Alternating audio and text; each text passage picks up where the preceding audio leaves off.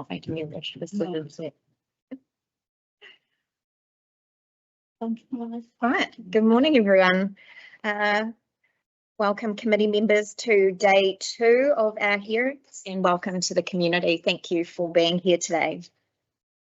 Please ensure that your devices or cell phones are either switched off or are on silent mode whilst this hearing is in progress.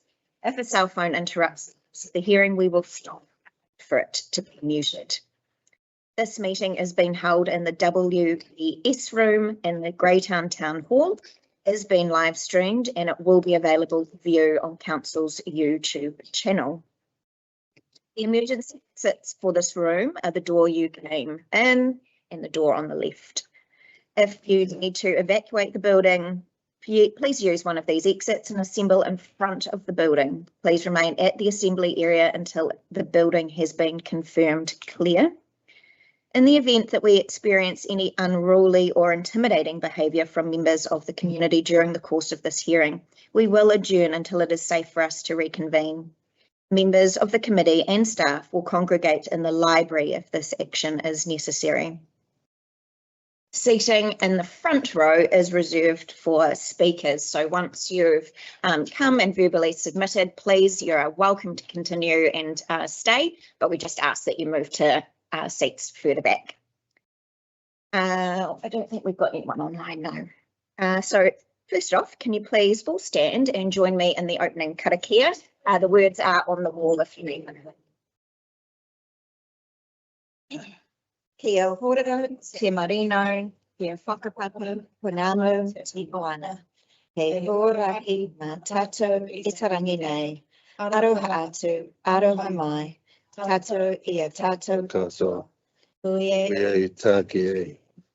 And that in English is may peace be widespread, may the sea be like greenstone, a pathway for us all today. Let us show respect for each other, or let us show respect for each other, for one another, bind us all together. We are now moving on to apologies. We have an apology from Councillor Maynard, and I am looking for a mover and a seconder for that, please. Thank you, Councillor Woodcock, Councillor Bosley. All those in favour, please say aye. Aye. All those against, no. Apology is carried. Have an apology from Mayor Connolly. I'm looking for a mover, please. Thank you, Councillor Woodcock, and a seconder. Councillor Elams, thank you. All those in favour, please say aye. Aye. All those against, no. No. Sorry, can you hands against? 3. Sorry, and say you're abstaining. Okay, so we've got 3 for, 3 against, and an abstention. Interesting vote. We'll leave it. Kay is abstaining. No, I'm not using a casting vote. We'll leave it to sit. And an apology from Violet. So do we have a reason why he's not here? I believe he has chosen to accept invite to a another event. Well, what's the event? Because this is 3,500 people submitted. This is a hearing of one of the most important things that we're dealing with. So okay. I'd like to know what his excuse for not being here is. The public have a right to know that their mayor is here. If not, why not? He is at a public event in Carterton. Well, like I say, I'm not using a casting vote, so we'll leave can we then ask if that's an acceptable excuse for those that voted to accept his excuse? I think you voted. Well, they didn't know the reason before. Just move on. Yeah. And a apology from Violet. As you saw yesterday, very, very unwell. Yep. Thank you, Councillor Olds and Councillor Elams to second. All those in favour, please say aye. Aye. All those against, no. Apology is carried. Thank you. Conflicts of interest to disclose this morning. Yeah, same as yesterday. Same as yesterday. Thank you, Councillor Plimmer. And for those watching today, that is simply that you are a judicial JP and to vote in bylaws puts you in a difficult position if you are then needing to hold enforcement on those bylaws in a different system. We will now move on to the hearing of submissions. As I reminded everyone many times yesterday, we are here to approach these hearings with an open mind and to ensure that we take into account all written and oral submissions when it comes time for deliberations. We are here to listen to submitters and can ask questions to clarify or to get submitters to elaborate on particular points of their submission. The hearings are not an opportunity for elected members to comment on submissions, engage in debate with submitters, offer solutions, or indicate support for or against any submission, either verbally or with physical gestures. So with that in mind, we will move on to the hearings. So, all submitters will have 5 minutes to speak to us today, and we do suggest that you use about 3 or 4 minutes of your time for your submission and allow time 1 or 2 minutes at the end for questions. However, how you use your 5 minutes is entirely up to you. Our first submitter of the morning is Leanne Bramley. Leanne, are you with us this morning? Please come and take a seat up the front with us. Leanne's submission is submission 1524, online packet number 5, page 1549, speakers pack number 1. Thank you, Leanne. Number 1, as I mentioned, you have 5 minutes. How you choose to use that is entirely up to you, but if there is time at the end, committee members may choose to ask some questions of clarification. And Amy will give you a wave when you get to 4 minutes, just so that you know that your time is coming towards its end. When you're ready. Leah Bramley, you need to realize just how very fast the world is changing many peoples at the moment. And many of us right here at home are looking for a reassuring anchor, allowing our people of Aotearoa to retain a feeling of belonging to our whenua paramount right now. The removal of any of these benefits, such as that up for discussion today, could rattle the very heart of our being and set a negative precedent.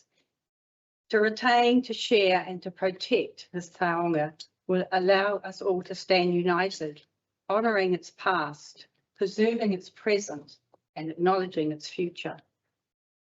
This is paramount for protecting our tamariki, our children of all ethnicities, the soul of this land right now, to feel safe and welcome within this landscape, which truly has an aura of mana obvious to all that travel through it.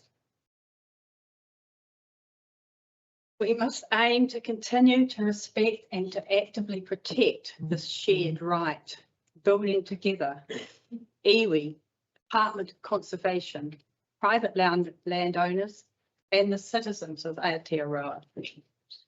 They have to share history of the Kumara pits, Karakaberry sites, Hangi pits, the lighthouse and the keeper's home, all the way round to Kupe Sail. To be present among our native bird life, native forest, river crossing, waterfall, the stunning desert, parted landscape, and respect the ocean crashing below us as we navigate this time-honoured rite of passage around the southeast corner of our North Island. So I ask you, please consider the benefits of another local example which shows how free, unrestricted access can grow and build into a success story. This being the Wairapa Moana access just out of Featherston. After years of disturbance and disrespect, more people ventured here for the free, organised camping. Things became safer with more activity. This led to community wetland planting. Plants raised and donated by local iwi. Previous ravaged area from wild vehicle access disappeared, as walking, biking access only to this part of the lake reserve was open. A walkway developed, local school participation and camps. So this area now respected by us all as a valuable taonga. Just share the space and the developing potential becomes the welcome responsibility of all participants. It's proof it does work. So let's lead the world, not follow it. Thank you, Leanne. Any questions for Leanne? Thank you, Councillor Olds. Thanks, Leanne.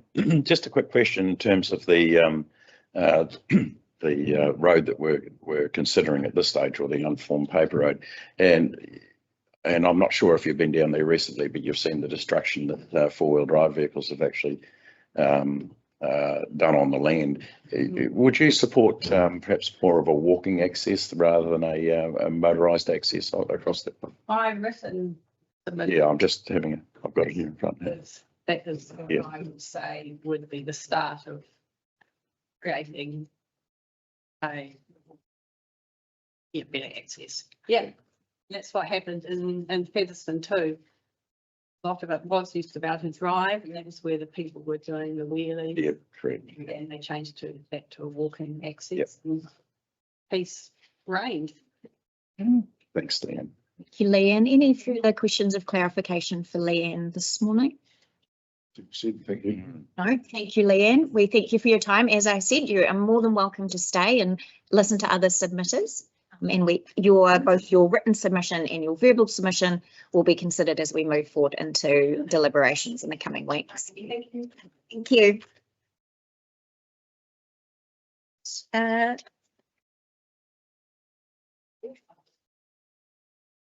Everybody on Teams yet? We'll move on. We may circle back to Trinity later in the morning. Darren Pentangell. So Hamish sent an email to speak before me. So Hamish first and then. Perfect. Oh, yeah, sorry. Yeah. I do have that noted. Sorry, it's not in that order on my sheet. So we're going Hamish first. So councillors, Hamish's submission is 2009, online packet 6, page 2044, speakers pack number 5. So as before, Hamish, you have 5 minutes. Amy will give you a wave at 4, and we'll go from there when you're ready. Tēnā koutou katoa. Thank you for the opportunity to speak to you this morning. Our club is most unhappy at the damage that's been caused down there.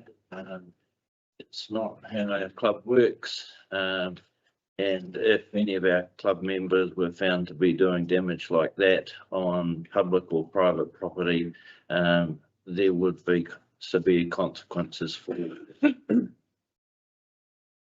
However, we don't agree with your attempt to totally stop public access to the road.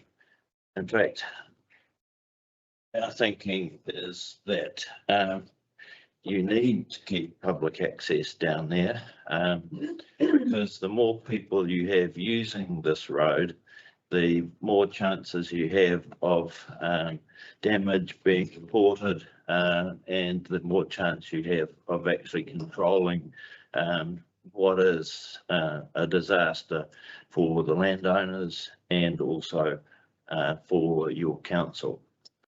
So we suggest that you put in some sort of control over the use of the road, that you go back to the drawing board on your bylaw and allow public access by foot or bicycle or even horseback, and managed access for motorised vehicles. We understand that the Ngawi community is keen to actually repair the road and possibly fence it as well to restrict access to the private property alongside the road.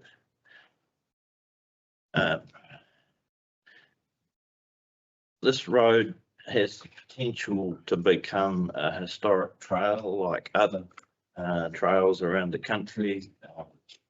And we think that you should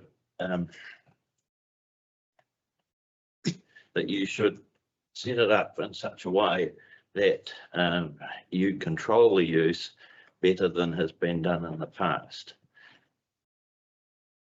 it would make a good historic trail because it actually has a very long history, both with the local iwi and with the European settlers.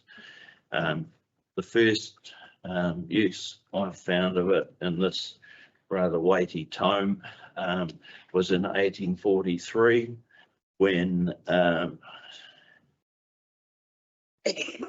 Joseph Greenwood used this route around Cape Palliser and discovered the grassy plains up around Castle Point and Riversdale.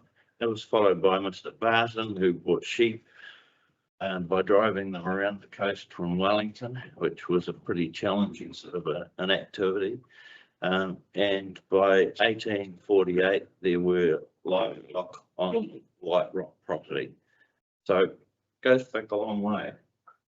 They drove sheep up to Castle Point around this route. One of the things that I've learned from this book is that there is a map from 1897 which shows the road, and I'm wondering if you can show the slide. Give me one moment.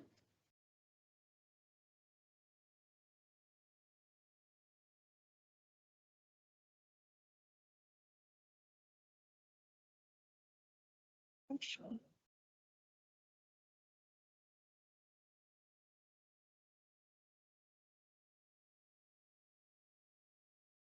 Here we go. Magic of technology. Let's try and make it bigger. See, but that Making it bigger, darling. from a Lancet survey map, oh lovely, thank you, from 1897 shows a road around the coast.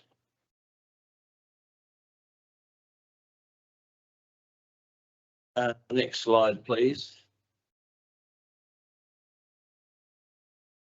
And this is a section on map from 1915, which says that the road was developed from a bridle track along the coast and that public money has been spent on the road.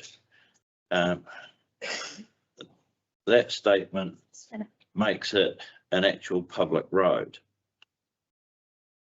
rather than a paper road as you keep referring to it.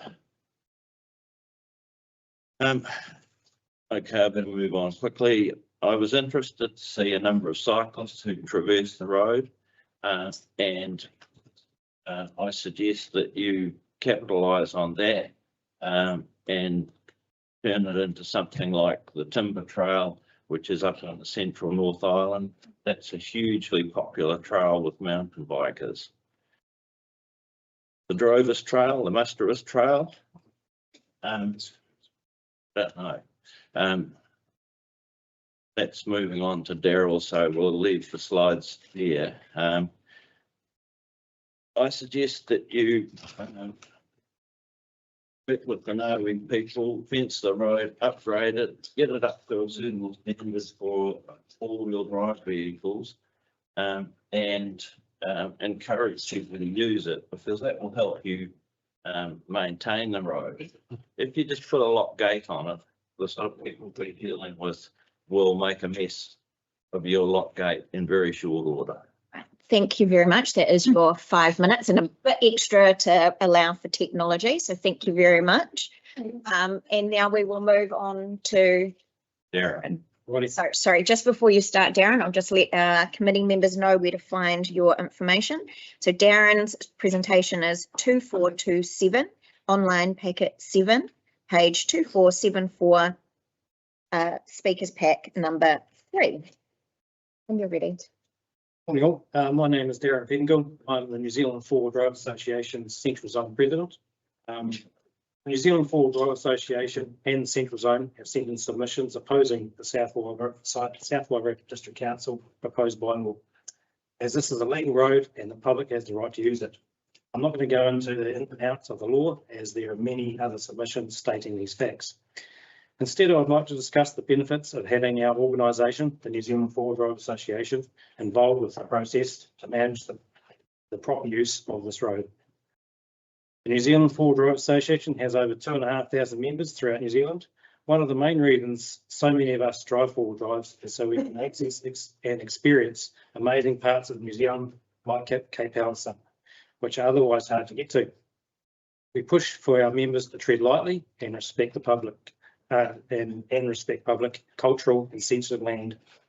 We understand that this stretch of coastline has all these factors and that a small minority public in four-wheel drives have been misusing it. We do not condone this kind of behaviour. But unfortunately, the New Zealand Four-Wheel Drive Association gets tarred with the same brush because we have four-wheel drives. We're actively trying to get these people to join our clubs so we can educate them in the ways to respect these areas. Many clubs in the New Zealand Four-Wheel Drive Association work closely with organisations like local and regional councils, DOC, Forest and Bird, Botanical Society, schools, and many more. We're part of various activities like coastal plantings, beach cleanups, track maintenance, search and rescue, taking students, elderly and disabled people from these organisations mentioned to special places so they can experience and see places that they can't usually access. There's some pictures of some of the coastal planting that we do. Some local areas our public club members have been actively helping out with for many years as follows: beach cleanups, weed control and planting at Wairere and Foxton Beach in conjunction with the Horizon and Horopinua Council. Beach cleanups, coastal planting on the Wellington South Coast in conjunction with DOC, Wellington councils and landowners. Pest control on the hills of Wellington South Coast to help capital kiwis successfully reintroduce kiwis into the area. To control destruction of the private land, we suggest managed access. Various areas in the country already have such managed access that is very successful in controlling the issues being discussed, but also controlling and allowing public access. Some examples of these areas are Akatara Forest, where four-wheel drive members need to pass an assessment every couple of years, ARAC and Greater Wellington Regional Council, to be able to gain access. Once they've passed, they need to fill out a simple permit each time they want to run a trip.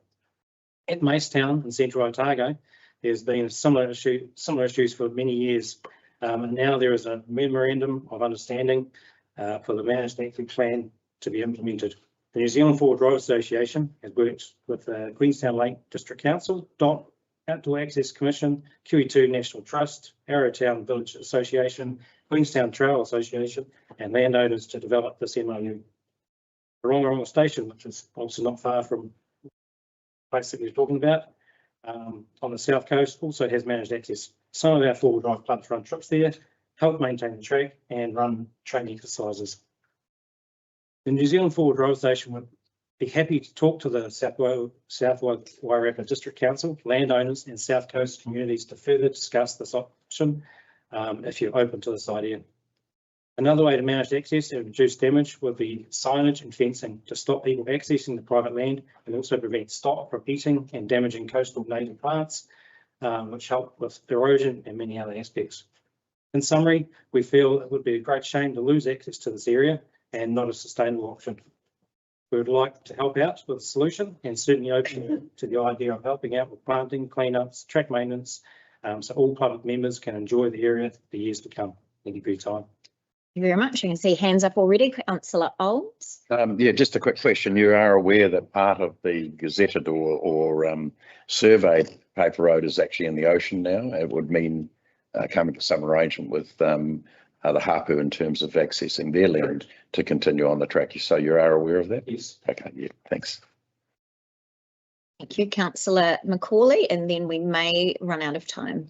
Oh, I'll have you with that. You got. try to do it quick. Yeah, and just in terms of this managed control aspect that you said, would like to know how that could be funded, because quite honestly, you know, I think most of our ratepayers here do not want to be paying for a control system for out of town people.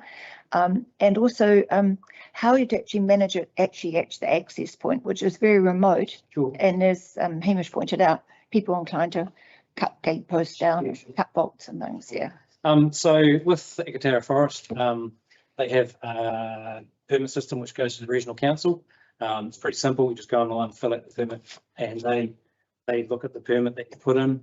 And that's, if you don't have, if you're not a registered trip leader in there, you can't access that permit system. You have to get a key fob, which is loaded up. So the person pays for a permit? No, it's a free system. Right. So the council, on that system. Ratepayer pays for it. The Mace Town plan will be funded because people who apply for permits will pay a fee. There are also tour operators who go in there who will pay an even larger fee. Correct.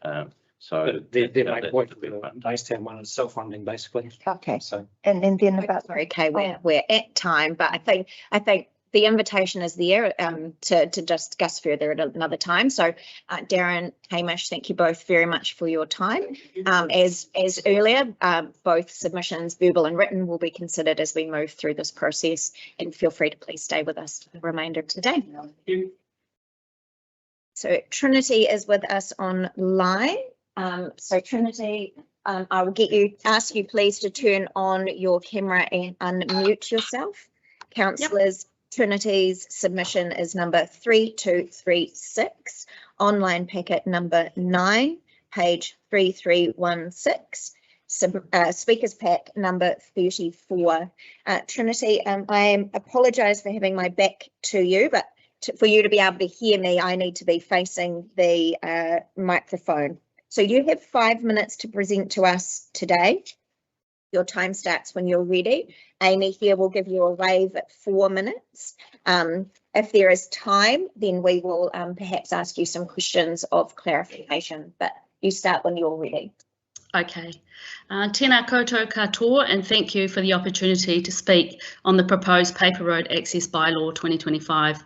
I've learned a lot since emailing my written submission, so what I have to say today may have changed somewhat from the original, but my strong opposition to the Paper Road Access Bylaw still remains the same. A bit of context surrounding my background. I was born and raised in the South Wairarapa and live in Martinborough. I also lived overseas for almost 10 years, and this coastline, as well as Tora, Jauiti, and of course whānau, were the main reasons I chose to come back home. I frequently visit this special area with my whānau and visitors, along with other walkers, cyclists, recreational divers, surfers, hunters, campers and four-wheel drivers. I believe this paper road was consciously established as a legal road to enable access for this sort of public recreational enjoyment. We do not have many walks or cycleways close to Martinborough, and so losing this would reduce the attraction to living in or visiting this area. It is disappointing that a minority of vehicle users have disrespectfully damaged the road and surrounding land, and I acknowledge Ngāti Hinewaka as mana whenua of the surrounding land, and I understand your frustration and your mamae. I too am frustrated with the South Wairarapa District Council and their failure to respond to or manage the damage that has occurred to the paper road itself and the surrounding land. Had they erected barriers or fences to protect the adjacent land and wahitapu and installed clear signage explaining the historical, cultural and natural significance of these areas, then some of these vehicle users may have been more understanding and respectful. However, it is not too late. South Wairarapa District Council has an opportunity to do the right thing, and it is you, the councillors, as elected representatives of your community, who have the responsibility to ensure that they do. Over 3,500 people have written and oral submissions from your community. Recreational organisations and general public users have shown you an overwhelming opposition to this bylaw, and it is time to make your actions reflect this. Halt the bylaw. It can only cause division and disharmony. Once all access is closed, even for a rest, I do not believe it will reopen. Resting the land will not heal it. It needs a collective approach to fix and maintain. There are many other options to explore, and this should be an absolute last resort. Bring council, the community and mana whenua closer by working together to forge a long-term solution that allows recreational access and protects the land and privacy of Ngāti Hinewaka. We've heard there are locals willing to donate time and resources to fix and fence the road, four-wheel drive clubs who want to help maintain it, conservation organisations willing to plant natives to repair and restore the land, bring everyone together, enhance those relationships as well as the land, and put in place a framework that allows pedestrian and cycle access but restricts vehicle access, possibly by permit only, to prevent any damage. Thank you. Thank you, Trinity. Councillors, there is time available for questions for Trinity. Any questions for her this morning? Councillor Elams. Haven't got a question, Trinity, but Morena, thanks for the time. I know you put time and effort into the issues we had at Tarwhite and Torda, so thanks very much. No questions for you this morning. I think both your written submission and your verbal one are very clear. We thank you for your time online this morning, Trinity, and your submission, both written and verbal, will be taken into account as we move forward. You are very welcome to stay online if you are able, and we just ask that you please mute your microphone and turn off your camera.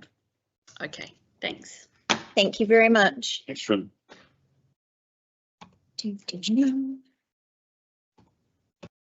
Yeah. So next is Leanne Karuna. Leanne's submission is 676, online packet 3, page 686, or speakers pack 82.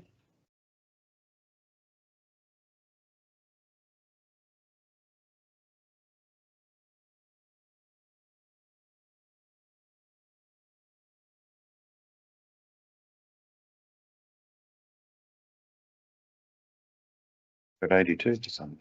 Sorry, Have 82 in my system. I have it as the very. You're a permanent chair, though, I think. Just give you a permanent chair. Yes,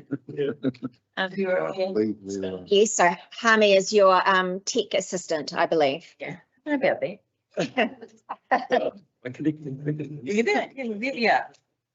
Okay, we ready? Ready, welcome when you are. Tēnā koutou katoa I te kaungira. Ko Leanne, e rina hine tauira tōku ingoa, no Ngāti hine waka ahau. As a descendant, I speak not just to support this bylaw, but to call for your support and courage. These lands carry our whakapapa, our stories, our tipu. The paper roads were imposed across our whenua, and for generations we have borne the costs through fire, trespass and disrespect. We heard yesterday about the scattering of human ashes. If this was your backyard, would you accept this? Would there be no consequences? I'm just going to turn to the slide over here. In 1990, an illegal campsite fire got out of control, burnt the hillside down onto the flats from Waitutuma Stream to the Cage House Lighthouse, some several hundred hectares. In 2000, we fenced off the grass area along the coastal lowlands in order to make available for grazing stock, to keep the grass down and mitigate the risk of a further fire. Sadly, since then there have been at least 2 more fires at the eastern end of our land, again from illegal campfires and escalated by high winds. Up until now, we have relied on drivers, pedestrians and cyclists knowing that there is a paper road and where it is. Clearly that has not worked, and our land has been constantly trespassed, damaged and disrespected, as evidenced in the video footages and images we have supplied to the council. It is also obvious that a gate alone does nothing to ensure that once through the gate, visitors will stay on the road. That brings us to the issue of fencing, which has been well canvassed in these hearings. When the land was taken under the Public Works Act in 1934, it was agreed that if fencing of the road was required, it would be paid for by the council. The next 4 maps demonstrate very clearly that other landowners, South Wairarapa, you'll see where the blue parts are, have no compunction about locking gates, fencing off and building on paper roads that run through their own land. I think there's even a slide with these utility sheds built on it out at Te Oroi. Unlike the Māori owners of the Mātakitaki land blocks, these owners have not been subjected to the same scrutiny or direction by other councils, by this council, by successive councils. Ngāti Hine Waka want council to survey to see if there's still a viable paper road for vehicles, and if so, fence it. It's our view, and you will see from the last image, that at least in 2 places, the road is disappearing into the sea. The yellow line goes off. There's a bit over the river, there's corners. In the interim, Ngāti Hine Waka still need the assurance that the road will be closed to vehicle access until survey is complete and a plan for restoration is in place. Any longer term solution will still need ongoing agreements with the landowners. Let our land heal. Let us, Ngāti Hine Waka, lead a kōrero about one day access might be restored in a respectful kaupapa Māori way. I thank the council for being brave. We thank the council for being brave to walk with us in true partnership, protection and participation. Nō reira I te kaunihia, kia tika, kia pono, kia kaha. Leanne. Nominee. Leanne, councillor, still here? Could I just ask a question on that? Because and Hami might be able to answer the road with the yellow. That's supposedly the paper road, is it not? So the tracks going up higher. Is that the trespassing part you're talking about in terms of? Okay. Yeah, it's all over the place. Yeah, no, thank you. That's just clarified. One of the places they go to is a waterfall. Thank you. Councillor Macaulay. Thank you for that. What year was that agreement that the councils would pay for the fencing? Do you know in that? 1934. 1934. Yeah, that's what I mean. Oh, yeah, sorry, 1934. That's Yeah. when fencing off the road was required Right. under the Public Works Act. It would be paid for by council. Councillor Elams. Thanks, Deputy. Yeah. Morena, Leanne and Harming. No. So, your solution is for council to survey. And if the road has gone into the sea, is part of the solution, would Ngāti Hine Waka be agreeable for a new route to be surveyed, to go to a dock reserve and to be fenced and managed access as others have discussed and suggested previously? Like, we will have to go back to our whānau. It's not a decision we can make alone. Sorry, and someone asked how many of us are there. I'm pretty sure there's thousands. Yep. So, that's a decision we would need to. Sorry. Thank you for your time, Leanne. That's your 5 minutes this morning. Appreciate your time to submit and both verbally and online. So thank you. And as I've said, please feel free to stay with us for the morning. Let's get the vote.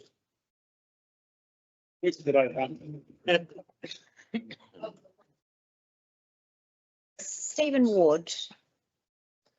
Please join us. Councillor Stephen Ward's submission is 2500. Online packet number 7, page 2548. Online speaking pack number 6.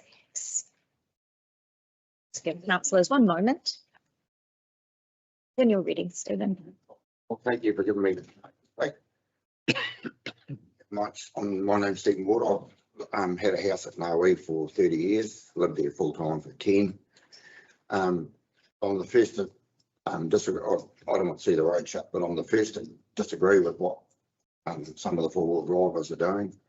Like on Beach Lama, I hate seeing that. There's probably 8 of 10. The same ones.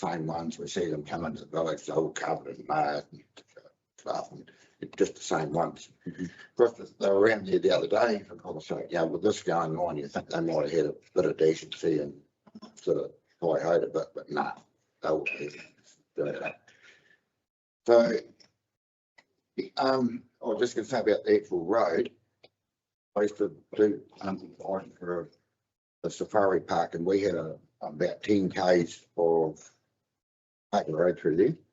We used to have God's own trouble with people coming in on it. And coming in, firing shots, just, yeah.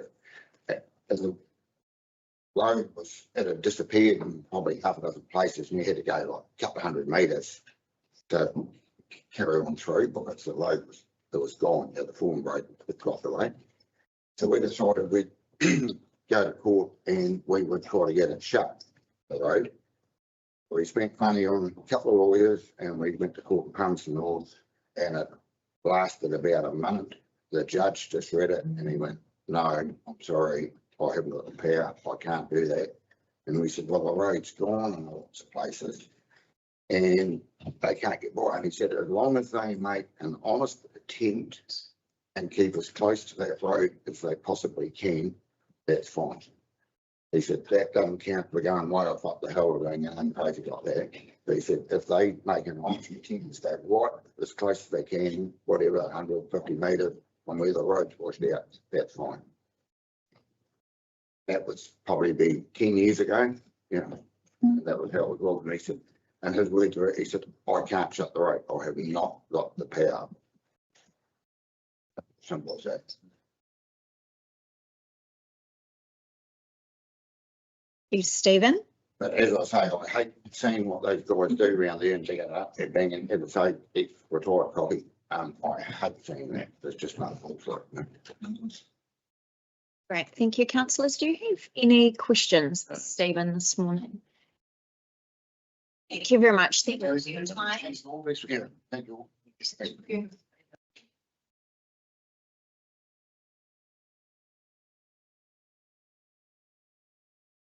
Nigel doesn't appear to be online. Sam? Fantastic. So Sam's submission is 3295. Email submission page 4411. Speakers pack number 9. Morning, Sam. For photo. So my name's Sam Shot. I've been coming out to Castle Bay my whole life. My family's been out there as well for several generations. I hunt, dive and surf at the Stonewall. I oppose this bylaw because it's illegal. This is the first I've heard just now that council originally agreed to pay for fencing, which changes everything pretty much. Fencing is the main issue here. So it's the thing that allows people to stray from the road and do all this damage to the environment. This isn't the first instance of this happening, with the gate being locked illegally at night, particularly for 20+ years, and the council doing nothing about it. So my solution is fencing the road, which by the sound it should be paid for by council, marking the road, increasing signage, and monitoring, prosecuting those individuals who use this access right. Culturally significant sites need protection, and fencing off these sites is the solution. Locals that know we are willing to work with Hapu to achieve this ecological protection. Fencing the road helps flora and fauna regenerate. Grazing cattle are indiscriminate with what they eat, and they damage vegetation much in the same way as deer do. Fencing will also stop illegal camping and fires caused by those campers. The suggested alternative routes from the council aren't practical. So this is a map of the public land and the private land. And one of the routes from Naui is to go all the way through from Mangatautau. It's just not practical at all. This is what you're looking at, terrain like this. I was looking across at the private land, which is just, it's impractical to try and walk through there. The majority of those who access this place treasure it and treat it with respect, but they're being punished for the actions of a few. The inaction of the council and DOC worsening the situation. An example of this is signage at the DOC Scenic Reserve. There's nothing there saying no camping, no fires. This is the illegal grazing of stock in the Stonewall Scenic Reserve. There's no current grazing concessions, which has been confirmed by DOC. And after my inquiry, so I said they're going to start developing signage to inform people what they can and can't do. The reasons we access this area for the multiple hunting, surfing, sightseeing and more. help us hunt control deer in big numbers and the damage that they do in the outings. They should be encouraged to access this area to control them. Examples of the damage that's been happening at the moment is this is from deer in the stone wall.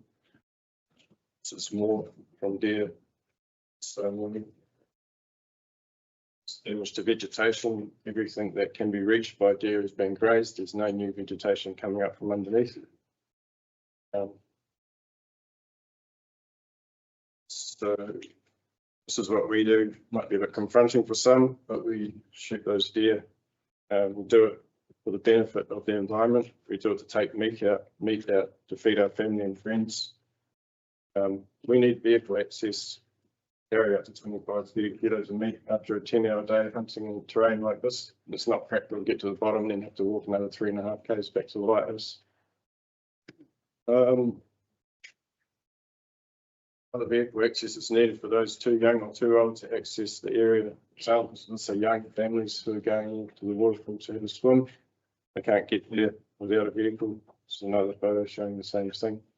Not disrespecting this place, they're utilising it and cherishing it. Same goes for people who are too old to access this area without a vehicle. So in summary, I oppose this bylaw because it is illegal to restrict walking and cycling access as well. I think a solution can be found with the local community in Hapu. And with this news, I found out this morning that the council should have been paying for fencing in the first place. It could have avoided a lot of these issues that we're dealing with. Fantastic, thank you. Time for one quick question. Thank you, Councillor Elens. Thanks. That photo you showed about the signage at the stone wall, did you make a comment about that there is no camping at the stone wall in the stone wall reserve, or was that? So asked council under an official information request about the signage at the gate at Light Palliser, and they've said that that only applies to the private land. It doesn't apply to public land. Okay. So, and then when I asked, there's nothing there. I asked Doc and they said we're going to start developing some signage to address your concerns. Have they not make any comment to you about camping at the Stonewall Reserve? No, okay, yes, we're going to start developing signage. Thanks. And they confirm that there's no current concession for grazing. Thank you very much, Sam. That is your 5 minutes. Thanks for the visuals. Yeah, they're beautiful. Welcome. Malcolm?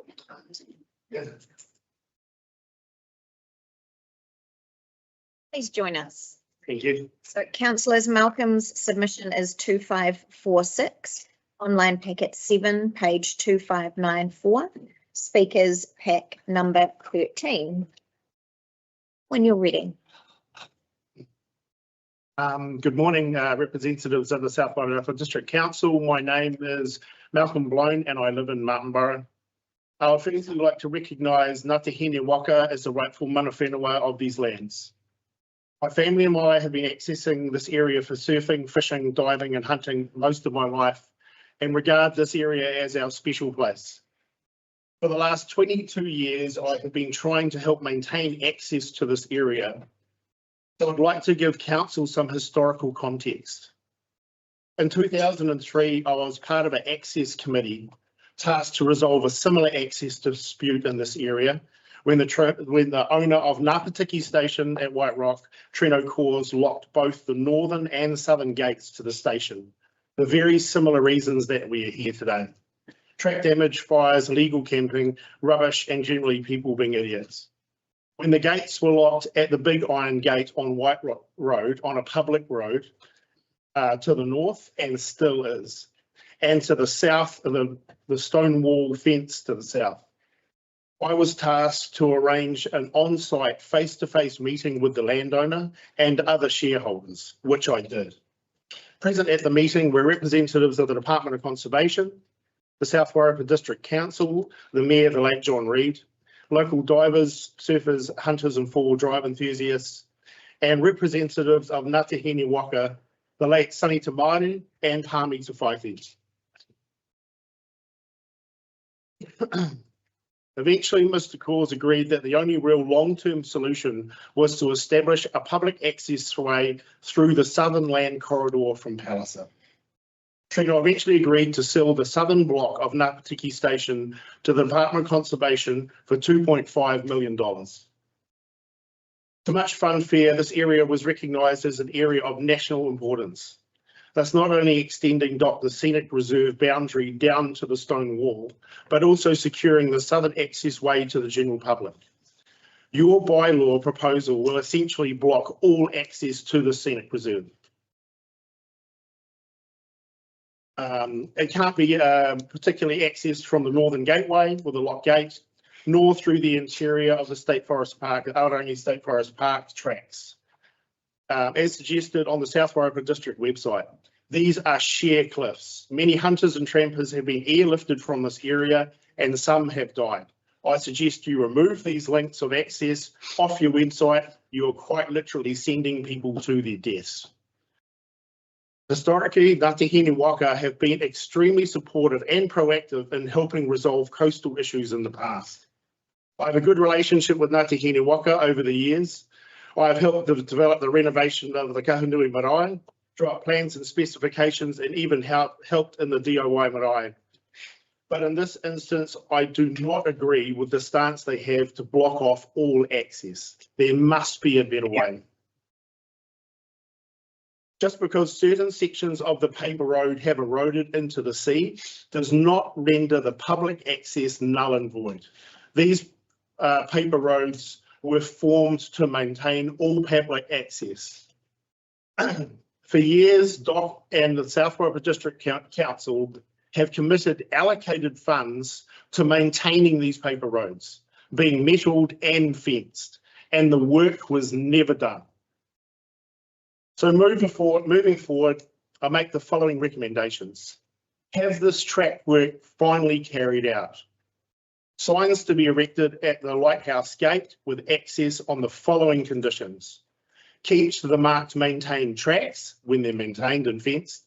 Light no fires, no camping on trustees' land.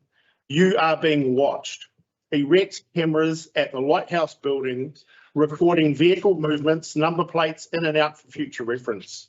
People tend to behave themselves when they know they're being watched.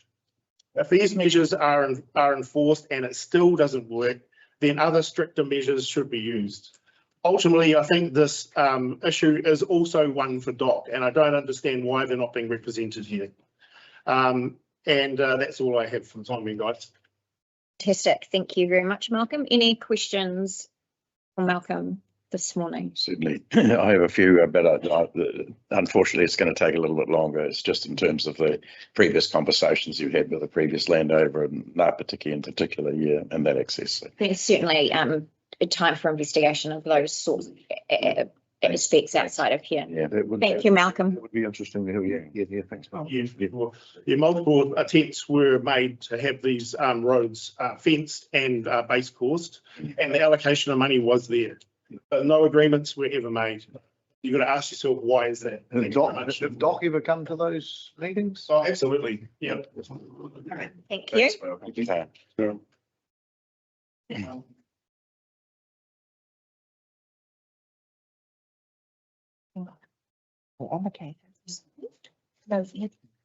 Yeah.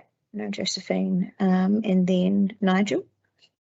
No, I have resent There's own. Yeah. online, but we do have Mary online and we have. Yes. We will move to we're running pretty well to time. We will move to the 10 o'clock block councillors. Mary, you are online. If you could, Yeah, there's a. please unmute yourself and turn your camera on, please. Who's this? Mary Witchman. Submission number 2741, online packet 7, page 2791, speakers pack number 16. Welcome, Mary. Thank you for being with us. I mentioned earlier that I'm not trying to disrespect you by having my back towards you, but I need to be able to speak to the microphone so that you can hear me. You have 5 minutes to speak to the committee this morning. Amy here will give you a wave at minute 4 so that you know that your time is coming to an end. We do suggest that you allow a minute or so at the end of your presentation to allow councillors to ask questions of clarification, but how you use your 5 minutes is entirely up to you, and you may start when you're ready. E te whakapūtanga me te tiriti. He mihi tēnei ki a koutou katoa. Tēnā koutou, tēnā koutou, tēnā koutou katoa. Ko meri toka ingoa. He mihi to Wairerepa Council, I commend you on your actions taken. He mihi nui te rangatira whanaunga Hami Te Whaiti and Hapu Ngāti Hiniwaka and our whānau. Yesterday, Hami Te Whaiti as rangatira should have been afforded the opportunity to present the entirety of his submission. His expertise, supported by his visual maps, provides valuable insights and greatly enhances the understanding in this issue. I kōrero today as a beneficiary of the whenua. I represent my mother and her 7 siblings, who are all owners in the Mata Kitaki Whenua number 2 block. I am the voice of my mokopuna and future generations. I support the Bylaw 2025 restriction. The 3-year limit offers a temporary remedy for a long-standing issue and is likened to a plaster on a wound that has festered for decades. The paper road, a line drawn on a map in another era, has long since been claimed by the sea due to climate change. And this does not mean it defaults to traversing onto private land. Many individuals continue to assert entitlement to lawfully access the paper road, even though portions of that road no longer exist, and in doing so, have converted their route onto private whenua. This behaviour constitutes an illegal act and is unequivocally trespassing. The continued use of our land without permission, disregarding our rights as owners, it undermines the mana and sanctity of the whenua. This is private Māori land that holds the bones of our ancestors, the stories of our past and the hope of our future. I want to be very clear. I understand the public road can rightly access the paper road. The public can access the paper road, but have no right to trespass on private land when the road runs out, in this particular case, into the sea. For too long, we have watched this whenua suffer. We have seen our sacred sites, our wahutapu, desecrated by off-road vehicles. We have seen the earth scarred by deep ruts and the native flora and fauna protected by a QE2 covenant ripped up and destroyed. We have witnessed illegal campers leave behind their rubbish, disrespecting our precious whenua, our tonga. The majority of damage to the whenua has been attributed by public vehicle access, particularly four-wheel drives and quad bikes. These vehicles have caused significant destruction and vandalism. There has been illegal camping along with abuse, threats towards landowners by public when they are approached. Walkers, bikers and surfers without vehicles have expressed they have not been a major contributor to all this destruction and damage to the whenua. I call for immediate restriction on public vehicle access. This is necessary. There's no functional paper road to facilitate travel from point A to point B. The whenua needs to rest and recover. Consultation and decision making for public access. Because sections of the paper road have been lost to the sea, all public access is now subject to the decisions of Ngāti Hiniwaka and the landowners. I suggest a hui discussions between hapu, Ngāti Hiniwaka and landowners are paramount, and it is up to them to give consideration whether exemptions may be granted for access across private land, where the original public road ends and no longer exists. This approach is intended to allow public walkers and cyclists ongoing access while also protecting the whenua. Private land access will require permission, damaged whenua repairs and protection in place. So I suggest hui meetings with all stakeholders, develop a robust plan, education, signage, monitoring and maintenance, community involvement, sustainable practices, permits for vehicles and the future post 3-year restriction. Should this happen, I would like to be involved and be part of this process. Tēnā koutou, tēnā koutou, tēnā koutou katoa. Thank you very much, Mary. We have time for one very quick question if there's any clarification required. Thank you, Councillor Woodcock. Thanks, Mary. Very good. In your written submission, you stated there have been extensive discussions have happened in the past. Who have those discussions been with? You know? Are you referring to discussions about what's happening on the whenua? Yeah. So this is with many whānau in the Hiritonga area. Yep. Yeah. Has there ever been discussions with the council or DOC or anything like that that you know? No, not by myself. No, thank you. Right. Thank you very much for your time, Mary. That is your 5 minutes have come to an end. You're very welcome to remain online and watch the coming submitters speak. We just ask that you turn off your camera and mute your microphone again, please.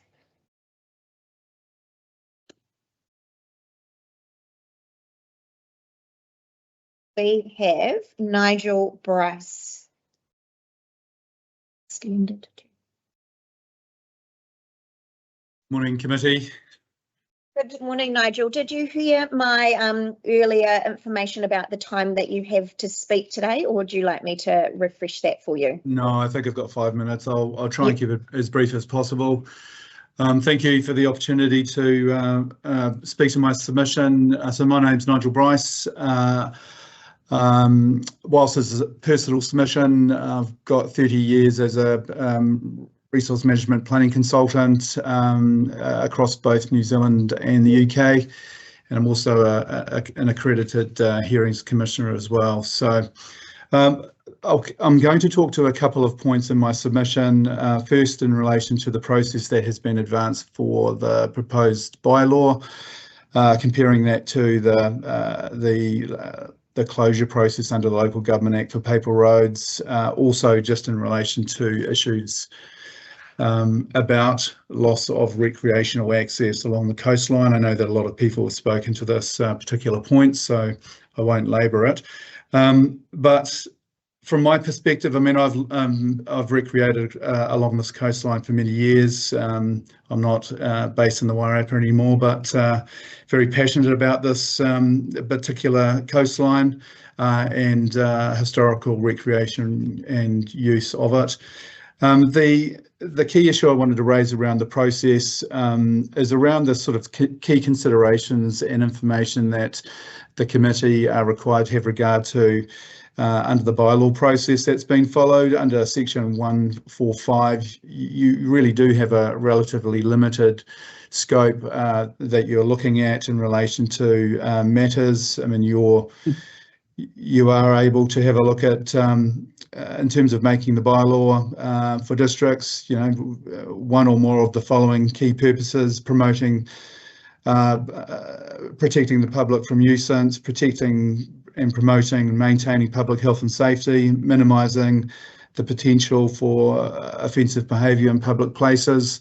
They are very different to the sort of matters that would be considered under a formal road closure process under the Local Government Act.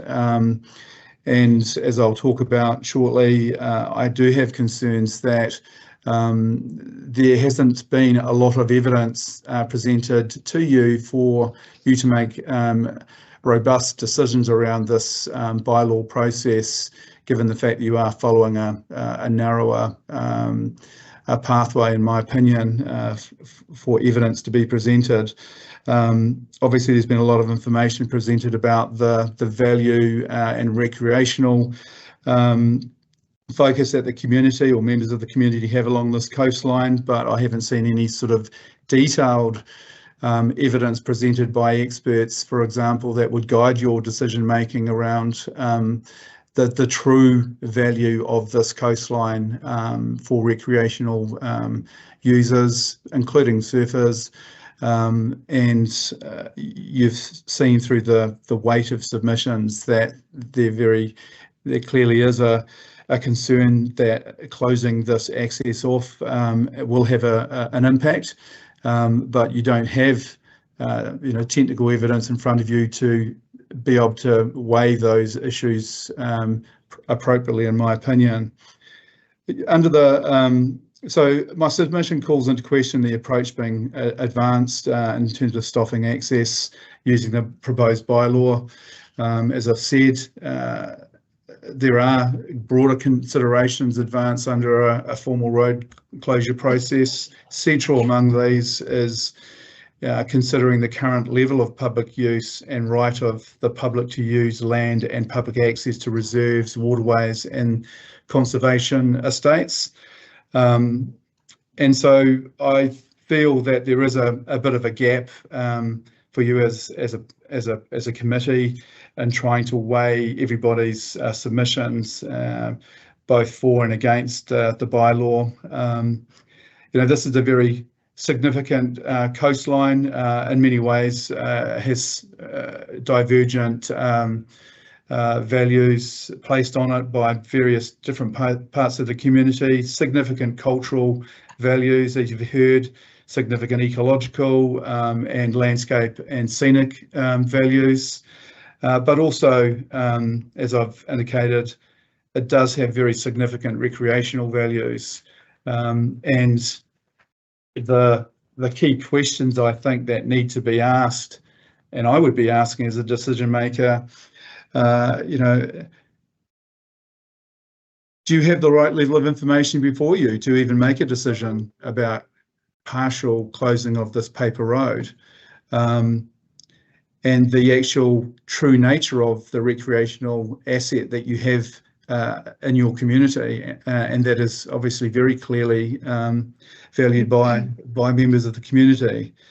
Has there been any formal survey undertaken with the community and recreation users about the values that they place on this stretch of coastline, and what are the actual implications of stopping this very small part of access, and what are the implications that would have on the wider connection to other areas along the coastline, for example, further up the coast up towards Tora? Sorry to interrupt you, Stephen, but that is your 5 minutes, so we will have to stop you there this morning. Right. Thank you very much for your sorry, Nigel, not Stephen. Right. No, sorry.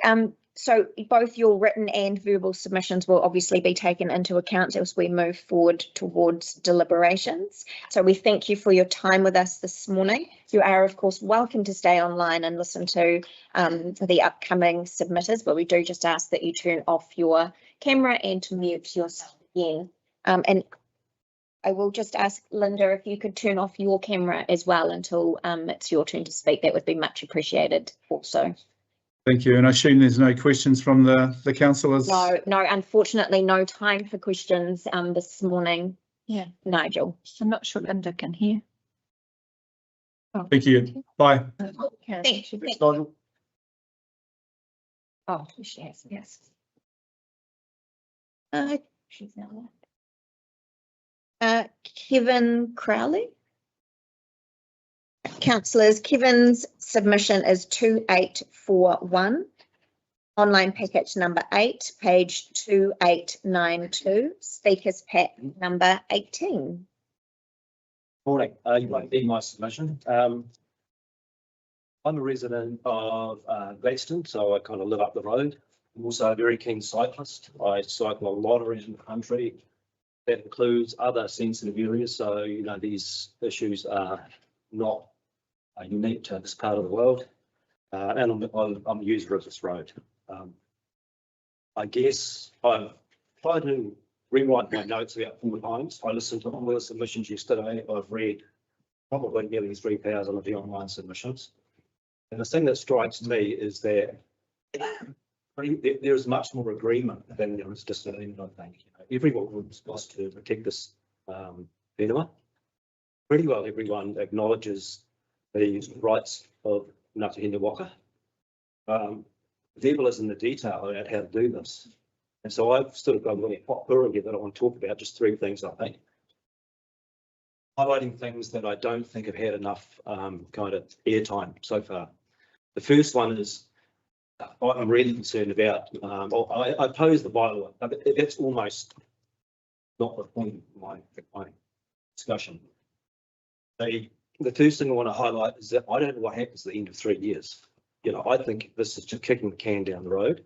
I acknowledge the desire to heal the land, but we'll be back in exactly the same position in 3 years' time, because there's no mechanism here for going forward from there. You know, there's no, at least four-wheel drive people who are tearing up the land, they're not going to just go away in 3 years' time. They're going to be back. And so there's one problem. The second point I want to make is that I think this bylaw should be the last resort, and the first resort should have been, and I still think can be, getting everyone together. I mean, everyone, Ngāti Waka, the Ngāwi community should be central to this. And then you've got all these supporting groups, and I think they are supporting groups who would help with this, help solve the problem. And it hasn't, you know, there's been individuals talking about that, but I really, really think that this bylaw is just the wrong, it's not a starting point. It might be the ultimate end or something like this, but it's not a starting point. It shouldn't be a starting point. Now, I don't know, I think there's enough goodwill. The common thing is everyone loves this whenua. Now, I'm not trying to impose my values or anything on anyone else, but everyone loves this place. And if we can find a way through that, and I have enough faith in humankind to do it. The last point I want to make, which is kind of reasonably separate, but it's again, I don't think it's been canvassed enough. One of the submitters said yesterday, there's a lot of legal risk in this. That's cost for ratepayers. It's time for everybody, including Ngāti Waka. This thing gets delayed and kicked down the road. If this bylaw gets, as it is, if it gets put in place, it's going to be subject to either judicial review or court action. Now, you only need, for those who've been looking at the media, Manawatu District Council's in court right now over a paper road dispute. It's gone on for years. They spent $220,000 on this thing before it even got to court. They're in court now, you know, the hundreds of thousands of dollars. And I just think this isn't really about money, but if money needs to be spent, spend it in the right place. You know, if we can come to an agreement around fencing and everything else, you know, if the land has fallen into the sea, you can, you know, I know the council's involved in the Eco Reef project around Naui, you know, you can reclaim some of that land if it comes to that. But I think there's to be solutions. That's all I have to say. Right. Thank you very much. Councillors, any questions for Kevin this morning? We'd like solutions. Yeah, exactly. It's always helpful when submitters come with clear points. It makes our job to understand a little bit easier. So no questions for you, Kevin, but thank you. Thank you. Thanks for having me. Thanks, Kevin. Very good. Yeah. Lee Matteson.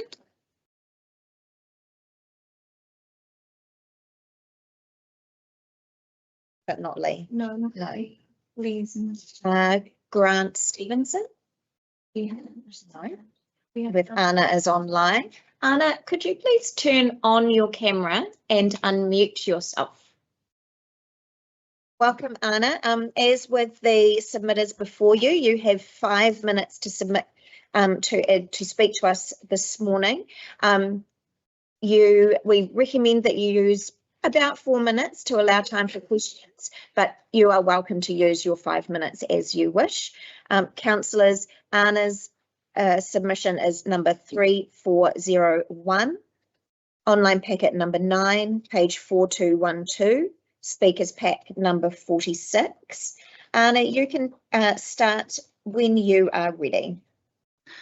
Kia ora koutou, ko Iraia te amo te rangi rawa ko te rangi kākapi kai hau aporo o ku tīpuna tuarua, ko hinare ngā pua te rangi te whaiti rawa ko te rauhina pita te atua te atahi koia mohi te whaiti o ku tīpuna tuatahi.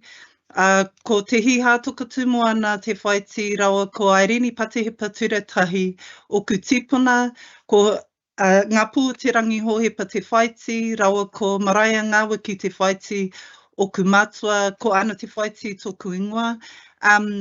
I'm present today as I support the bylaw. In the first instance, our whakapapa runs deep in regards to Wairarapa, and we are current owners and beneficiaries through Mātakitaki is so there's Mātakitaki number 2 is the land block. We all, as members of Ngāti Hiniwaka, through Mātakitaki a Kupe A1 and Mātakitaki a Kupe A2. We're descendants of the original owners of those land blocks. One of the important things I think it is to address is this is not an asset, this is taonga tukuiho, and in the memorial schedule that has gone through Māori Land Court, setting apart Mātakitaki a Kupe A1 and A2 blocks as a Māori reservation for the purposes of the protection of wāhi tapu, for the common use and benefit of those Ngāti Hiniwaka who are entitled as descendants of the original owners of Mātakitaki a Kupe, number 1 block and number 2 block. So that reference date is the 25th of September 1997, and why that is important is because in the first instance, the Māori reservation, the purpose is for the protection of wāhi tapu, and I think it's really key and important to understand that the whenua is the priority in this instance. It's not what we see as our entitlement, it's not what we see as our prerogative, it's not what we see as ourselves as owners and beneficiaries of the whenua. The whenua is the priority here. What Mary Witchman touched on earlier in regards to the historic paper road that's now in the moana, what that sets to is, and I have this question, where is the liability for the responsible trustees that otherwise on either side of that land is now responsible for those who look to go through the whenua? When you have ahu whenua trusts, you become liable as a responsible trustee of what takes place and how people are affected when they come through Māori freehold land. That's the question that I have. Kia rere tahi tātou, as you know, let's fly together. It's key to have all stakeholders involved. It's key to have all engaged. I also think what's key as well is for others to not take the liberty of making decisions for others. And what I mean is, on the Herenga Anuku strategic or site, it actually said Herenga Anuku Strategic Relations Manager Doug McCready says public access routes can benefit tangata whenua and support mana whenua practices and use of natural areas. That page was last updated on the 28th of August 2025. Well, it's not for anyone else but tangata whenua to speak for themselves as well as mana whenua. And if Doug McCready had engaged with tangata whenua, he would understand the position that we've taken for this matter at hand. I'd also like to say, in regards to our whakapapa, Iraia Te Amo Te Rangi placed the Mauri stone for the Greytown town hall. That's going over 100 years ago, 125 years ago. And a part of that was talking about the significance of our relationships, our with Māori, with our community, and I think this is a key opportunity for all those who see this as an important kaupapa, as an important topic, to work together, like Kevin, the speaker who just spoke, to be able to collaborate, to look at a way to invest in the whenua and work together to improve what's taken place as a matter of climate change, really. Yeah, I'm present here as uri of my ancestors. I also recognise our our ahikaro, those who have held the fort, those who are our haukainga, who take care of our whenua, who take care of matters for whānau hapu marae. While I'm not present and living in Wairarapa, I'm also a responsible trustee in other land blocks. Sorry to interrupt you, Anna. Your 5 minutes has come to an end. So thank you. Thank you very much for presenting to us this morning. We will definitely take your submission into account as we progress forward through this process. As I've said to others before you, you are more than welcome to stay with us this morning and listen to future submitters. We just ask that you turn off your camera and mute your microphone if you choose to do that. Mauri ora. Thank you. Thanks so much. Kia ora. Our next submitter is Linda. Linda is joining us online. Linda's submission is 3520, email submission page 4489 and speakers pack 49. Linda, when you are ready to start, could you please unmute yourself and you will have 5 minutes to speak to the committee this morning. If you can allow some time, that will leave us some time to ask questions of clarification when you are finished. Okay, when you're ready. Can you hear me? Yeah, can you hear me? Yes, we can. Good. I'm not very good on tech. Firstly, you do have my submissions there. My position is that you can see that I grew up on that coastal area in the South Wairarapa, and then I moved to Taranaki, and we have the same problem exactly there on land that has got an unformed legal road, and so it has brought all this back to me, and it's still in progress, and we still haven't had any resolve. So it's just not a local issue for councils, it's also a national one, or the ones that are affected with land that has these roads, and I'm quite concerned, but I believe that the council should be involved. We had a survey done in 2012, and since then the road end mapping has the unformed road going into the sea, exactly, onto the foreshore. So, and this is where things get stuck. And so I think sometimes maybe it needs some negotiations with the councils who could provide a pathway for the repair, or some land that could be re-diverted, if that's a word, or that can take in, and for that part, I believe that the land should be allowed to heal, and maybe the land could be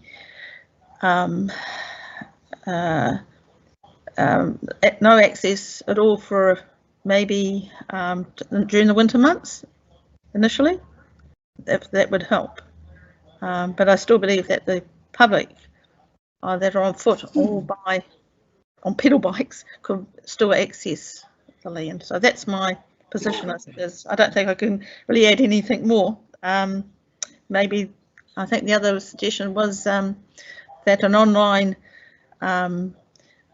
pass for entry could work through the council for those that could have need, and that could be another issue that could be raised. Yeah, thank you. Any questions? Thank you very much, Linda. Any questions of clarification for Linda this morning? Linda, I just have one. So I just wanted to clarify your position. So you have written that you are unsure whether you support the paper bylaw or not. You have offered some solutions. Yes. For example, having the some sort of permit or pass made available. So that just for my own clarification, is the permit or pass for all access, or would that be for sort of 4x4 type vehicles, and then walkers and cyclists would have just regular ongoing access? Yeah, I believe it's only, the pass would only be for the vehicles that could actually vehicle access. Through. Yeah. Okay, no, that's fine. Sorry, I just needed to clarify that for my own mind. Because Thank that's if you've got mobility issues, and you know, you have family or relatives or someone there that would like to revisit their playgrounds in a sense, or to be able to go through and respectfully observe the sites of significance and the wildlife, I think that's important. Yeah. Okay, no, thank you for that clarification. Linda, thank you very much for both your written submission and your time with us this morning. As I have said to others, you are more than welcome to stay online and listen to the following submitters. We just ask that you mute your microphone and turn off your camera again. We will be going to a break shortly, just so you are aware. Okay, thank you very much. Thank you, Linda. Thanks, Linda. The last submitter in this block before we head to a break is Ian Taylor. Ian, could you join us, please? Welcome, Ian. Ian's submission is 1873, online packet number 6, page 1906, page number 62 of the speaker's pack. Kate Watson was going to present, but we have Ian instead. Thank you, Councillor, for the opportunity. All right. Oh, we moved. I'm sorry, just give me a second because there was something on the new pack that wasn't put on there, but with details. So submission 2900, online packet 8, page 2952. Whose name was under? Kate Watson. Oh, sorry, that's not that. It's 2021. Sorry, I thought that Ian was, sorry, that's my confusion. I thought you were speaking on behalf of Kate. You are in place of Kate. What's number? So which number are we? 21. Yeah. 2900 on my one. It's 26 to find the right one. So what's on the online page? What number is that page? Ian's back. So it is Ian Taylor. Sorry, that was my misunderstanding of what I have been told. Sorry. Ian, when you're ready. Thank you, Council, for the opportunity. I'll trade off with that against the bylaw and but I think, like the majority of people, acknowledge the damage is just totally unacceptable. Been going on for a long time. Shame on Council and DOC for letting it get to that state, and all the individuals that have caused it. I first visited the Stonewall hunting when I was at college, Currently College. We drove a car around there and we got stuck in the ruts, and that was 1968. So less than a K in, there was ruts you could get stuck in on the farmland. I had no right to drive there, but we did. That's what we wanted. I don't think that's acceptable in the current era. So I'm dead against it. But I strongly would support that, you know, foot access or cycle access is maintained around there.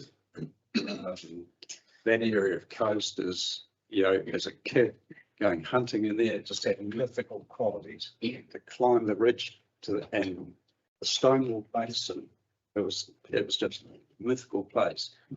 When you got to the top of the ridge and looked into it, there was no basin. It was just a creek running back into some really steep, rugged country. But it was, you know, it was a place you just had to go and visit. Mount Barton, Frog Tarn. There's some really iconic places in there. And for Doc to just write it off that you're walking from the Polly or Mount it's absolute crap. It's hard country. And the access is on the true right, up the side of Stonewall. You can go in the dangerous country, or you can take the screen, easier to get in there. But having no access at all, I just can't handle that. I was introduced to the area by my father. I took my son there on a bike when he was 5, 1990, and I'd like to think that his kids can do the same. in the next few years. There's been some really good speakers, and I can't fault 4 or 5 that I've heard. Everyone's on the same wavelength, they're just coming from a different corner. I think there's workable solutions with all the stakeholders, South Wairarapa District Council, DOC, even Greater Wellington Regional Council. I see them doing weed spraying down there on invasive species. This side of the lighthouse, I don't see any activity past the lighthouse. I don't see any distinction. And as far as restoring the land, most of the damage is on land that's been farmed for in excess of 100 years. There's only probably one environmentally sensitive bit, and that'd be the little rocky spur that you have to climb over before you get to Stonewall Basin or the creek road, where it goes through all the rocks and the toi. And if there was no stock there, the Tawini would take that over in no time at all. So yeah, I think there's people arguing, they're pulling the safety card, the environmental card, all to strengthen their cases. I think everyone should just back a bit and have some meaningful discussions. I think fencing it would be a shame. Visually, that would almost be a pollution in its own right. But a pulled access through there, restricting no camping, no fires, dams, no full drives, motorised, but bikes and pedestrian access, 100%. And I think it'd be selfish of any party to not respect that right. It's pretty much, I did want to very briefly talk about the process of how it got to this bylaw. And there's various meetings and raised, and the thing's grown some legs. There's quite a bit of redacted information on who attended, supported various issues. And it was closed meetings to the public in the minutes. Yeah, I'm sure you're all aware of it, but there's too much gone on in the process that's been a bit and Sorry, that is your 5 minutes. Thank you very much for your time this morning. As I've mentioned to others, both your written submission and your verbal statements this morning will all be considered as part of our deliberations moving forward. So we thank you for your time and effort. Thank you very much. Committee, we are going to go to an adjournment at this point. We are due back with our first submitter at 11:15. So if you could be all back in the room just prior to 11:15, so we're good to start on time, that would be much appreciated. Thank you. 15 minutes. 3/4 of an hour. Yeah, how about Sorry, yeah.